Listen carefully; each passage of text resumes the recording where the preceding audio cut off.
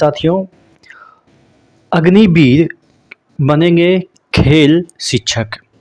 अब उन जवानों के लिए जो अग्निवीर में अभी इनरोल्ड हैं, अगले साल रिटायर होने वाले हैं, रिटायर इन द सेंस कि उनका कार्यकाल या टेनर जो है वो ख़त्म होने वाला है, तो अब वो कहाँ जाएंगे।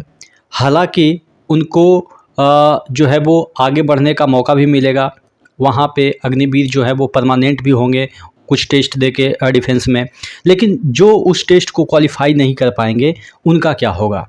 तो उनके लिए डिफरेंट स्टेट स्कीम निकाल रही है कि कोई बैंक में जॉब के लिए निकाल रहा है वैकेंसी कि अग्निवीर वाले को इतना आरक्षण दिया जाएगा। तो कहीं आपके होम गार्ड की जो है वैकेंसी में आपको आरक्षण दिया जाएगा। उसी तर्ज पे यूपी में एक स्कीम आई है अग्निवीर को खेल शिक्षक बनाने के लिए। आप कहेंगे शिक्षक मतलब यूपी टेट, लेकिन ऐसा कुछ भी नहीं है। आप ऑलरेडी सब टेट से ऊपर आ चुके हैं, क्योंकि आपने देश की सेवा की, आपके पास एंड्योरेंस अच्छी खासी है, फिजिकल फिटनेस काफ़ी है। तो जब देश की सेवा ऑलरेडी आपने इन सभी टेस्टों के थ्रू कर रखा है, तो अब आपके लिए कुछ भी अलग से रिक्वायरमेंट नहीं है। यहाँ पे आज के पेपर में देखेंगे जो लिखा है, देखिएगा, अगले वर्ष सेना से रिटायर होने वाले प्रदेश के अग्निवीरों को माध्यमिक स्कूल में खेल शिक्षक पद पे रखने का सरकार विचार कर रही है।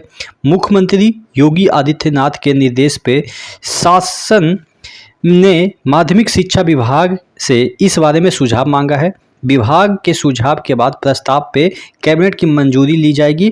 फिलहाल माध्यमिक शिक्षा विभाग प्रदेश में खेल टीचरों की मंजूर पदों के सापेक्ष रिक्त पदों के आंकड़े जुटाने में लग रहा है कि कितना अभी रिक्त पद है जो टीचर हैं इनका खेल शिक्षक। प्रदेश में तकरीबन 740 माध्यमिक स्कूलों में एक भी खेल शिक्षक नहीं है। तो यानी कि आप समझ सकते हैं कि काफ़ी अच्छे खासी वैकेंसी आपके आने वाले हैं। तो क्या ये सिर्फ यूपी वाले के लिए ही होगा? ऐसा नहीं है। यूपी वाले जितने भी वैकेंसी आते हैं उसमें कोई भी स्टेट का बच्चा एनरोल कर सकता है या कैंडिडेट एनरोल कर सकता है, बशर्ते कि उसको उस स्टेट का जो कैटेगरी है उसका आरक्षण नहीं मिलेगा। एज ए जनरल कैंडिडेट उनको कंसीडर किया जाएगा। चलिए सैलरी की बात करते हैं, इनकी सैलरी क्या हो सकती है। तो वहाँ पे जो सबसे कम सैलरी होती है शिक्षक की वो है 4200 पे ग्रेड। आप लोग सुने होंगे 4200 पे ग्रेड। एक होता है 1800 पे ग्रेड जो कि सबसे लोएस्ट पे ग्रेड है। उसके बाद होता है 1900 पे ग्रेड, उसके बाद 2000 पे ग्रेड, उसके बाद होता है आपके 2400 पे ग्रेड, उसके बाद 2800 पे ग्रेड, उसके बाद होता है 4200 पे ग्रेड। तो आप समझ सकते हैं सबसे निम्न सैलरी 4200 पे ग्रेड है, जिसका कि आपके 35,400 बेसिक होता है। अब 35,400 बेसिक होता है, डीए 50% जोड़ दीजिए तो 51-52 हज़ार तो आपके बेसिक प्लस डीए हो जाते हैं। उसके बाद एचआरए 10% के अराउंड आपके एचआरए बन जाएंगे, तो 3,500-4 हज़ार वो आपके हो जाएंगे।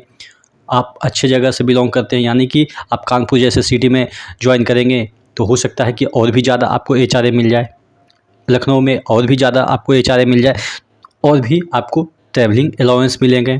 तो अदर अलाउंस मिला के कम से कम तो क्रेडिट आपकी बात कर रहे हैं, एनपीएस हटा के या यूपीएस हटा के मैं बात कर रहा हूँ, अब तो यूपीएस बोलना होगा, हटा के आपको 55,000 आपके सैलरी में आएंगे, यानी कि आपके अकाउंट में आएंगे। बाकी कटा जो कटा वो आपका बचा, यानी कि आपके सेविंग में चले गए, लेकिन 55,000 मिनिमम आपके स्टार्टिंग में ही आपके जो है वो सैलरी के तौर पे आपके बैंक में क्रेडिट होंगे, यानी कि आपके वॉलेट में क्रेडिट होंगे। आशा करते हैं कि इसी तरह से जितने भी डिफेंस के बच्चे अग्निवीर से रिटायर होंगे उनका कहीं ना कहीं सेटलमेंट हो जाएगा, क्योंकि उनके भविष्य का सवाल है। 4 साल 3 साल जो भी है उनका टेनर, उतना देने के बाद अगर वो बेरोजगार रहते हैं तो ये हमारे देश की दुर्भाग्य होगा, इतने टैलेंटेड बच्चे अगर रोजगार नहीं प्राप्त कर पाते हैं। तो आप क्या सोचते हैं इसके बारे में ज़रूर कमेंट करके बताइएगा। नेक्स्ट वीडियो में मिलते हैं, तब तक के लिए जय हिंद।